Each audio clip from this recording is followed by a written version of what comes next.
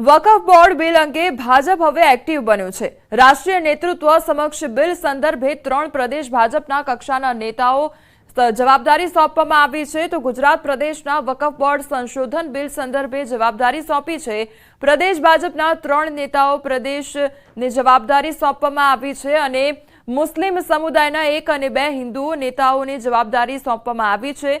પ્રદેશ મંત્રી ઝવેરી ઠકરારને જવાબદારી સોંપી છે, તો પૂર્વ અમદાવાદ જિલ્લા પ્રમુખ હર્ષદગીરી ગોસાઈને જવાબદારી સોંપવામાં આવી છે। ભાજપના લઘુમતી મોરચાના અનવર હુસૈન શેખને પણ જવાબદારી સોંપવામાં આવી છે। માલધારીઓના હિજરત મુદ્દે કોંગ્રેસના ધારાસભ્ય કિરીટ પટેલનું નિવેદન સામે આવ્યું છે। કહ્યું છે કે સરકારે માલધારીઓ માટે યોગ્ય નીતિ બનાવવી જોઈએ। ભાજપના ધારાસભ્ય મહેશ કશવાલાએ વળતો જવાબ આપતા કહ્યું કે ગૌશાળાઓ માટે રાજ્ય સરકાર અનુદાન આપે છે।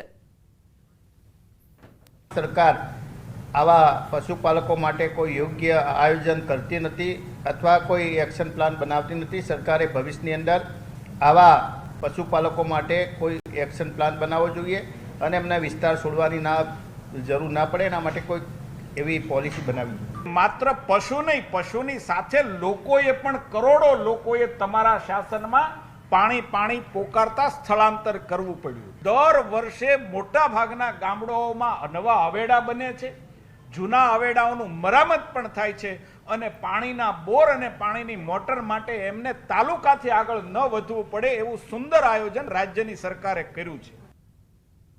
સપનાના ઘર માટે દરેકને ઈચ્છા હોય છે, જો કે સિક્કાની બીજી બાજુ એ છે કે કેટલાક મકાનો તૈયાર છે પણ તેમાં રહેવા કોઈ જતું નથી। ભરૂચના જેબી મોદી બાગ નજીક 500 થી વધુ સરકારી આવાસ તૈયાર છે પણ તેમાં કોઈ રહેવા માટે તૈયાર નથી।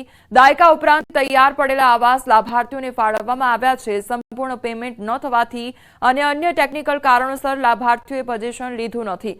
આજે સ્થિતિ એ છે કે લાખોના ખર્ચે તૈયાર સરકારી આવાસ જર્જરિત બન્યા છે, તેમજ રખરખાવના અભાવે ઘણા મકાનો તો હવે રહેવા લાયક પણ રહ્યા નથી।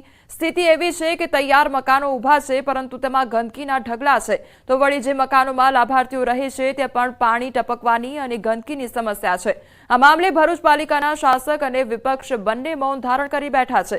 પાલિકાના શાસકો સરકારી આવાસની દુર્દશા બાબતે કંઈ કહેવા તૈયાર નથી, તો કોંગ્રેસ નિવેદન આપવાનું ટાળી રહી છે। હવે આ સ્થિતિમાં સરકારી યોજના ખંડેર બનશે કે लाभार्थी સુધી लाभ पहुंचे ते જોવું રહ્યું।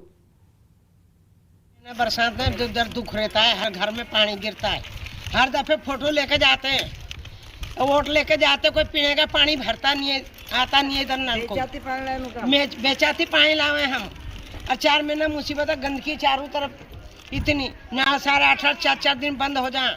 मैं चौथा मारे रहूँ छू, 5 वर्ष से मारा घर में पानी ना तो मारी बहन ना घेर रहो नीचे ने आ चौथो मारनु घर एम ज पड़્યું ને પાણી બી ઢાબા પરથી ઘર બધાના ઘેરા ઘરમાં હા બધાના ઘેરા ગળે પાણી આ ઘર કોઈ કામનું નથી। હવે લોનના હપ્તા કેવી રીતના ભરીએ અમે? 600 जितने घर है पर उसमें रहता परिवार 100 घर में रहते, बाकी सब कोई रहता नहीं इधर। गंदगी में गंदगी बहुत है, घर में पानी गिरता है, कैसे रहेंगे इधर?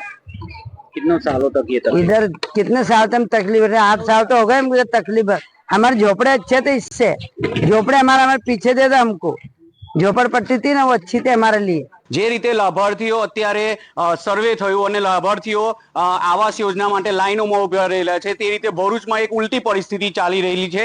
અહીં જે આવાસ યોજનાઓ છે એ આવાસ યોજનાઓ ખાલી ખમ પડી રહી છે। અહીં પ્રાથમિક જે સુવિધાઓ છે એનો અભાવ જણાઈ રહ્યો છે।